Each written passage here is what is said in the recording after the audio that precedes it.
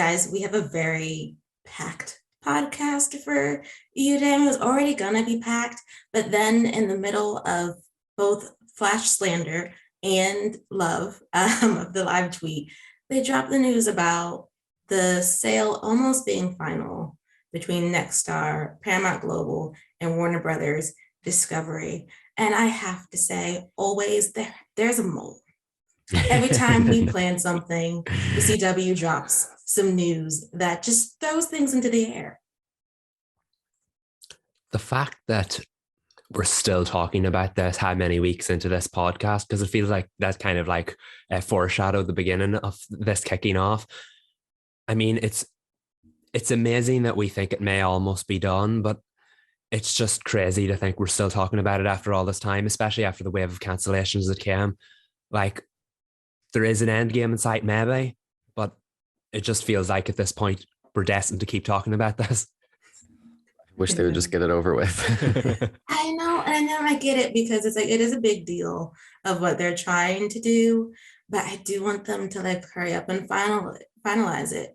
And according to Deadline, the facts right now are that Nexstar will take majority ownership at 75%.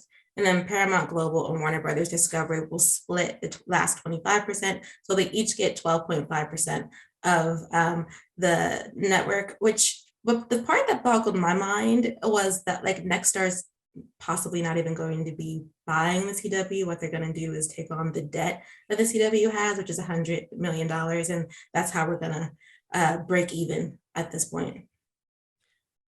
Sure. I mean, yeah, it makes no sense to me, but as long as it makes sense to someone. Yeah, I mean, I guess in some ways it makes sense. I guess that would be, if they take on the debt, that would be the $100 million cost of the CW. I do know that the reason why I want them to get this finish it up, besides the fact that I'm tired of hearing about it in the news, is that it leaves everything else up in the air. Like, if you read the lead article, which is from Wall Street Journal, and it's behind a paywall, which I hate that. But anyway, if you read that, there's a part at the end that says that the ad space on the network has already been bought. So even if the network is sold to Nexstar, the lineup right now should be fine, because untangling that mess after you've already promised companies that you will air their ads, no one wants to deal with that. Does that mean that the shows are safe in the short term, since they already bought the ad space? Is that what that means? So I believe that is what that means. Because ad space has been bought, they've been bought according to those shows. So right now they're locked in. Nexstar could pull them, like if they wanted to, of course they could pull the shows off, but that would be a problem. Like, I don't know how you would compensate those companies. Gotcha.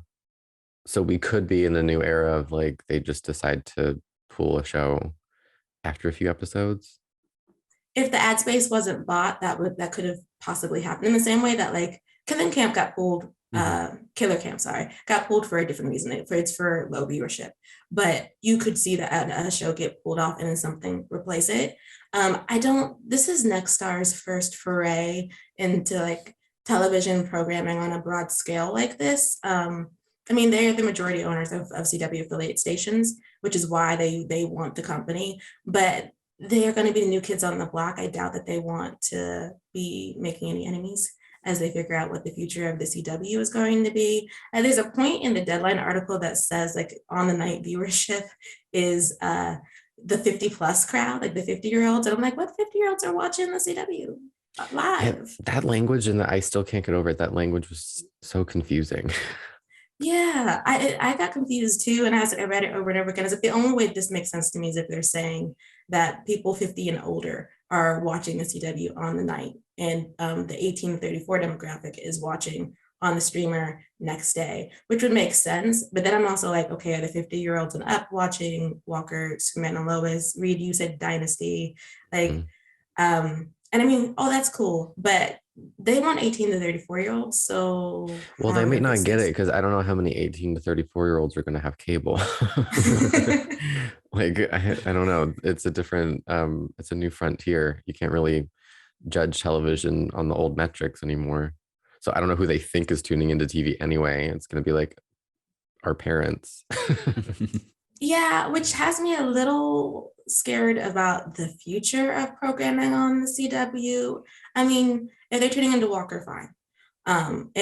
But this might explain the acquisition of The Professionals, which is a show you'd see on TNT, maybe USA. I think I'm trying to like maybe Fox, depending on how the action drama fits, but on the CW is out of place. It definitely feels like they've got like shows that on the surface might fit the CW look because of an actor that's involved in it. Professionals, for example, has a Tom Welling connection. Brendan Fraser is in DC's Doom Patrol, so there's another small connection. You have Devils with Patrick Dempsey, who in his day could have been a CW star. It definitely feels like on the surface they're trying to appeal to those teen stars of the previous generation, but at the same time, the content doesn't scream CW. It doesn't, and maybe we'll like Professionals come the fall. Just like Family Law that's coming in. I think that's going to be on a Sunday in the fall. I don't necessarily mind the shift if the shift is only a little bit. Like I don't want the thing about the CW is it's unique compared to the other big networks. I don't want them to find the same niche like ABC, NBC, Fox, CBS, all of them have.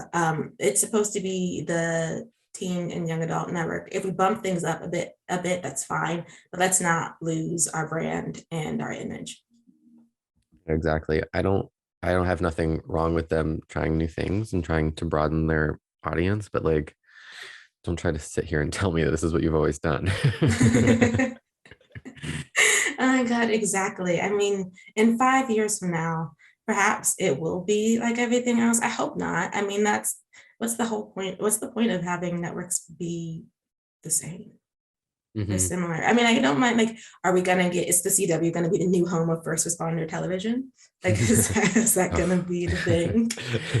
And it just feels like all these networks are kind of like chasing their tails because it's like the CW was different in the sense that it was catering to the streaming audience. Like they were optimizing their content to perform well on various streaming services, whereas the other networks were still, business as usual. And now it feels like they're trying to like play both sides to get like the streaming audience but now it seems like the CW, if this plan is accurate and goes through, they're going to try to move away from optimizing for streaming and just be a network. So it's like, what, chicken or egg? Like, what are we doing?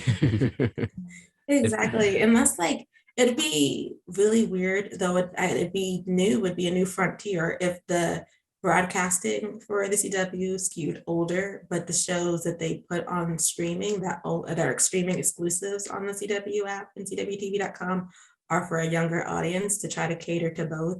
I mean, it would be interesting. I don't know if they have the range, but it'd be interesting. Yeah, it does feel like there'll be a shift or a conflict or something there because the Winchesters might maybe garner an older audience because of the supernatural fans. But at the same time, you have the Winchesters, which looks like a young adult drama from the WB days. You have Gotham Knights, which is geared towards a younger audience, even with its Batman connections. You have Powerpuff in development, which I'm not sure any older person would have read that script and thought, can't wait to see that. So it's going to be an interesting time. But overlap, I can accept, but it does feel like there'll be some kind of conflict there going forward if that's what they're hoping to achieve.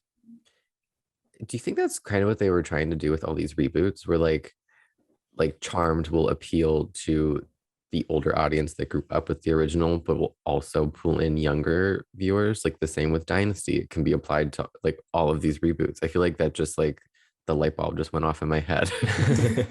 Well, I mean, if they were doing that, Dynasty would have succeeded more than Charmed in terms of, I think, catering to 2 to 3 different generations. Yeah, Charmed is a kind of a bad example. Just we know how Charmed went. But last point about this though, and it's the point that like irked me a little bit, is like there's that little sentence in the report that this could unravel them.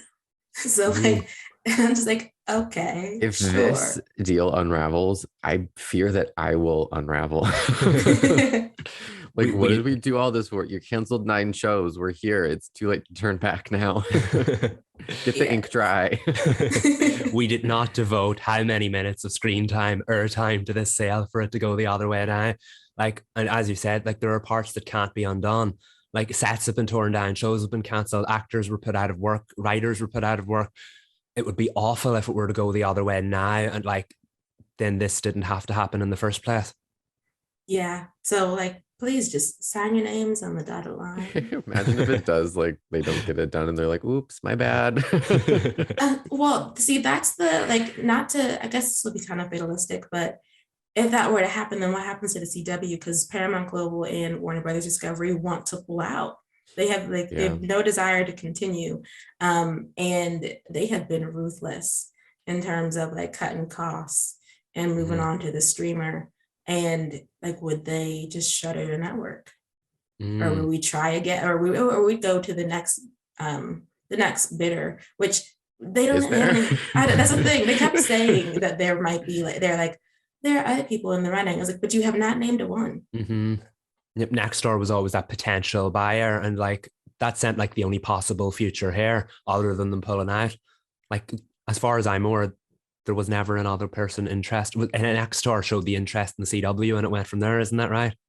Yeah, and then but they always left that like that little bit of, but there are other people who could potentially be interested. Maybe they're just saying that so that to spread the false information to make it seem like it's like a hot commodity. That's true. They could have been doing that. But I guess tentatively, the 2022-2023 television year for the CW is safe. Yeah. Let's all light some candles. Fingers crossed. Yeah. We're getting Stargirl season 3, but let's hope we get the rest of it as well.